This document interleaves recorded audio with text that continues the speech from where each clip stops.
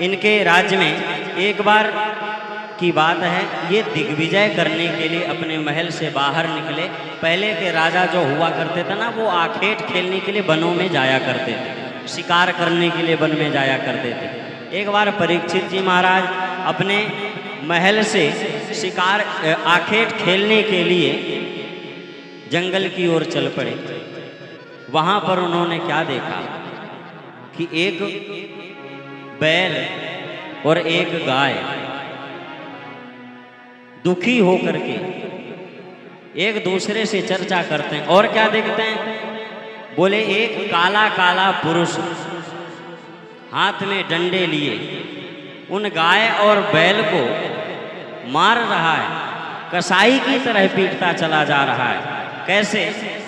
बोले ऐसे पीट रहा था जैसे उनका कोई सहायक ही ना हो, उनका कोई रक्षक ही ना हो, जैसे वो कोई अनाथ हो। और वो थे कौन? बोले जो वह बैल था ना, वह कोई बैल नहीं, वो साक्षात धर्मदेव थे। और जो गाय थी वह साक्षात पृथ्वी माता थी। परीक्षित जी महाराज नजदीक जाकर के देखते हैं कि वो दोनों आपस में चर्चा करते हैं। भला बताओ, आज के हमारे जो राजा हैं, इनके जो पूर्वज हुए वो कितने धार्मिक थे। उनके राज्य में किसी भी तरह का कभी कोई अत्याचार नहीं होता था। आज हमें यह कैसा समय देखना पड़ रहा है। और वह जो धर्मदेव थे ना, बैल स्वरूपधारी धर्मदेव, वह एक पैर से खड़े। परीक्षित जी महाराज से रहा नहीं गया, उनसे यह सहन नहीं हुआ कि मेरे राज्य में कोई मेरे रहते गौ माता को कष्ट पहुंचा रहा है। पास में गए, परीक्षित जी महाराज ने उनसे प्रश्न किया। परीक्षित जी कहते हैं, धर्मं ब्रवीषि धर्मज्ञ धर्मो से वृषरूपधृक् यद धर्म कृतः स्थानं सोच कस्यापि तद भवे। परीक्षित जी कहते हैं, धर्म तत्व का ज्ञान रखने वाले वृषभदेव, आप धर्म का उपदेश कर रहे हैं। अवश्य ही आप वृषभ के रूप में स्वयं साक्षात धर्म है। और कहते हैं कि धर्मदेव, सतयुग में आपके 4 चरण थे, तप, पवित्रता, दया और सत्य। इस समय अधर्म के अंश गर्व, आसक्ति और मद से 3 चरण नष्ट हो चुके हैं। और हो न हो, यह गौ स्वरूपधारी, यह कोई और नहीं, यह साक्षात माता पृथ्वी। और मेरे रहते आपको बिल्कुल भी चिंता करने की कोई आवश्यकता नहीं। मेरे रहते आपको कोई पीड़ा, कोई कष्ट नहीं पहुंचा सकता है। अपने धनुष की प्रत्यंचा खींच करके परीक्षित जी महाराज ने उस काले काले पुरुष का वध करना चाहा। वह काला काला पुरुष तुरंत परीक्षित जी के चरणों में नतमस्तक हो गया, परीक्षित जी से क्षमा मांगने लगा। कहते हैं, कोई कितना भी बड़ा कि कितनी भी बड़ी गलती कर दिया हो, पर शरण में आ गया है तो उसको फिर शरणार्थी को कभी भी दंड नहीं देना चाहिए। शरण में आए हुए को क्षमा कर देना चाहिए। परीक्षित जी महाराज ने कहा कि देख, तू तो मेरी शरण में आ गया है, तो मैं तेरा वध तो नहीं करूंगा, किंतु यह जरूर कहता हूं कि तू मेरे राज्य से कहीं दूर चला जा। मेरे राज्य में तेरे लिए कोई स्थान नहीं है। तो वह कलयुग रूपी काला काला जो पुरुष था, वह राजा परीक्षित से कहता है, महाराज कहाँ जाएं?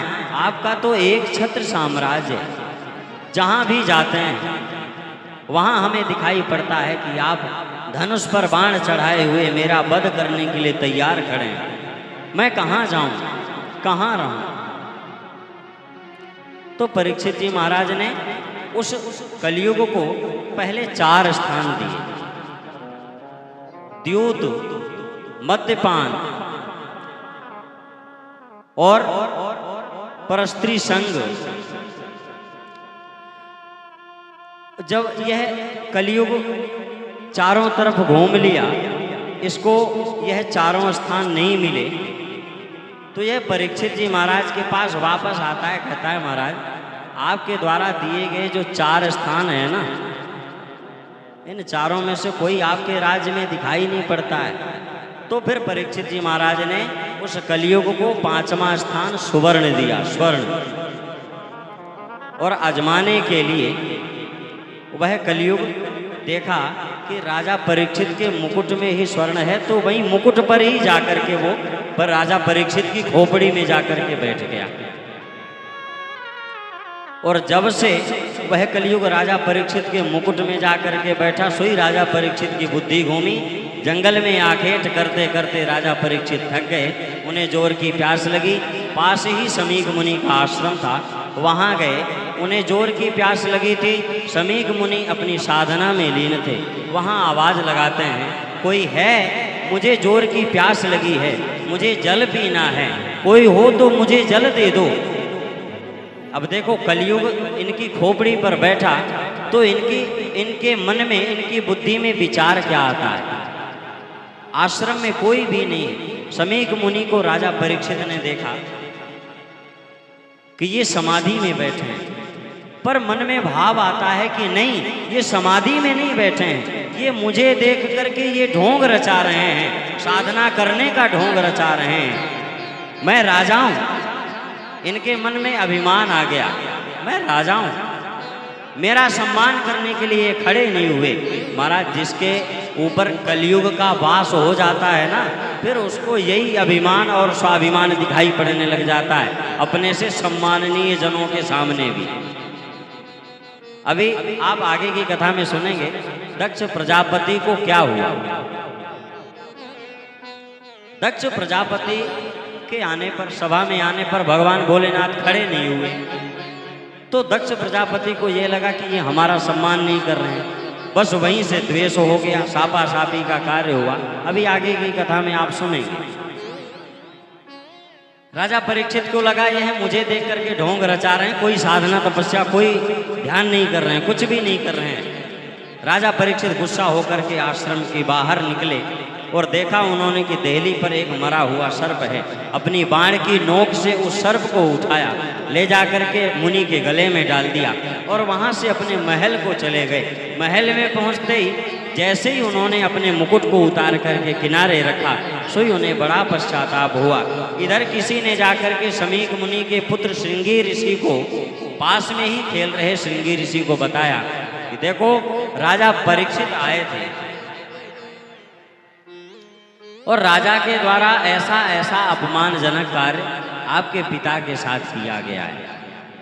तो श्रृंगी ऋषि ने भी वहीं से नदी से अंजलि में जल लिया और राजा परीक्षित को श्राप दे डाला। क्या?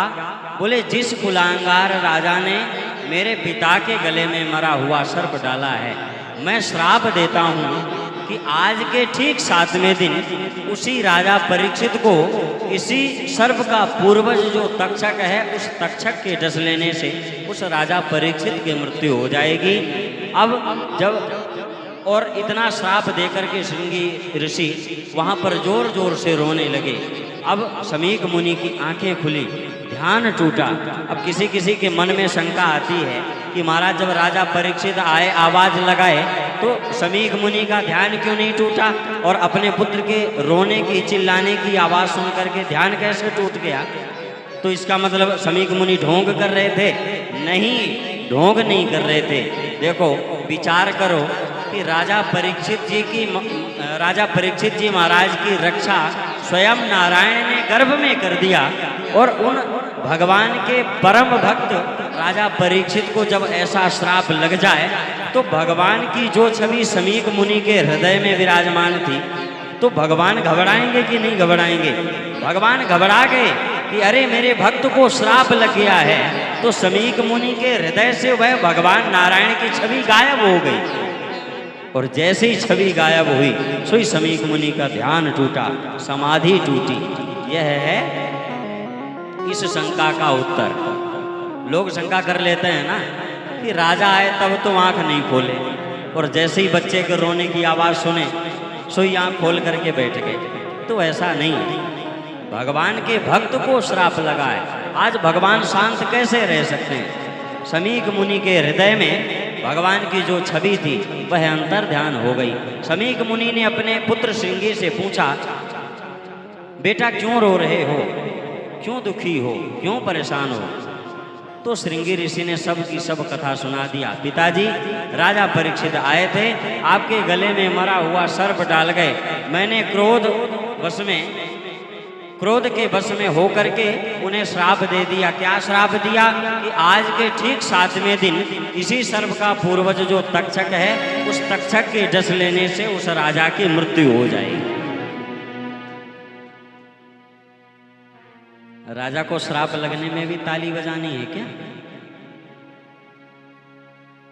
तो कहते हैं समीक मुनि को जैसे ही पता लगा कि हमारे पुत्र श्रृंगी ने राजा परीक्षित को श्राप दे दिया है, तो समीक मुनि बड़ा पश्चाताप उन्हें हुआ। कहते हैं बेटा तुमने बहुत अनर्थ कर दिया है। वो तो हमारे राजा हैं, हम सबके पालक हैं, हम सबका भरण पोषण करने वाले हैं। तुमने बड़ा अनर्थ कार्य किया है, तुम्हें ऐसा नहीं करना चाहिए था। हमारे राजा तो बड़े धार्मिक हैं।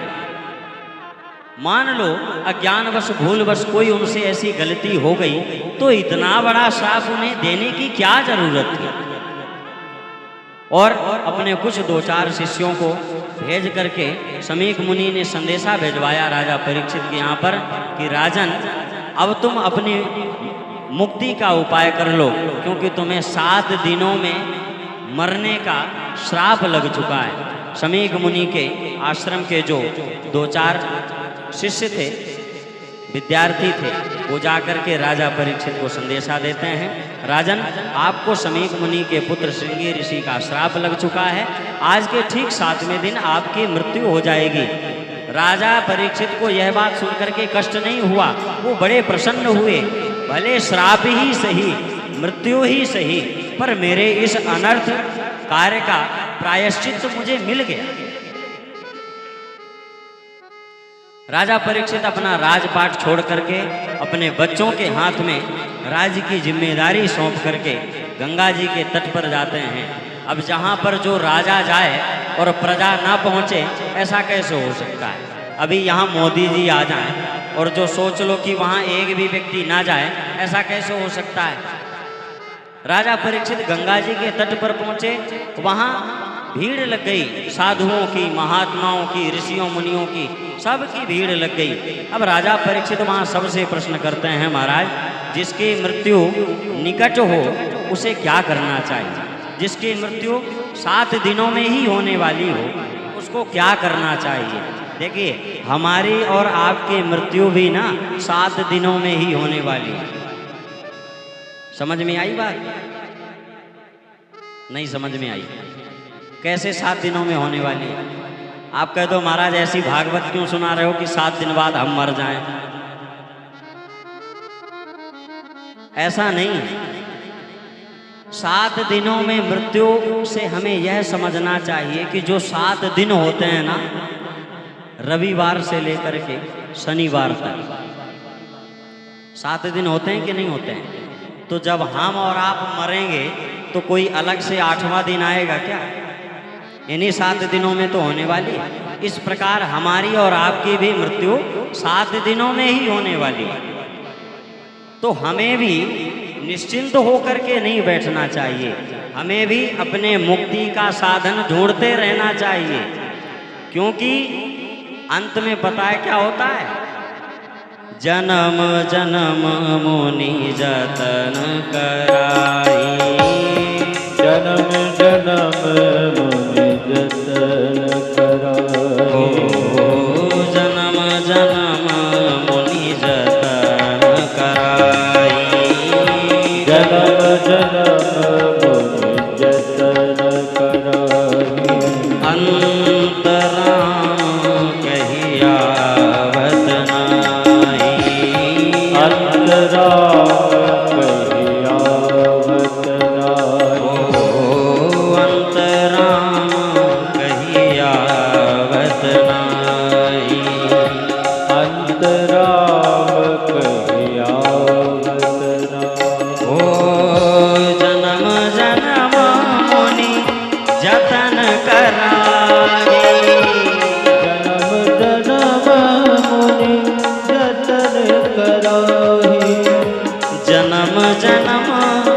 समझ में आ रही है? ऋषि मुनि लोग, महात्मा लोग आपको हमेशा सुनाते हैं भजन कीर्तन करो, कीर्तन करो जवानी में बुढ़ापा किसने देखा है। पर नहीं, इसका तो महाराज बुढ़ापा समय होता है। जन्म जन्म मुनि जतन कराही, हमेशा जीवन भर समझाते हैं। पर अंतराम कहिया बतनाई, अंतराम कहिया अंतराम कहिया बतनाई।